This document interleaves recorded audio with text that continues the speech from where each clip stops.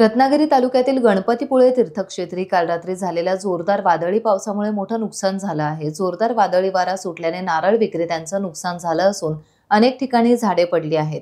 तसेच गणपतीपुळे येथील मोरिया चौक ते आपटा तिठा मार्गावर असणाऱ्या दुकानांच्या गाळ्यांवर भले मोठे झाड पडल्याने लाखो रुपयांचं नुकसान झालं असल्याचं दिसून येतंय।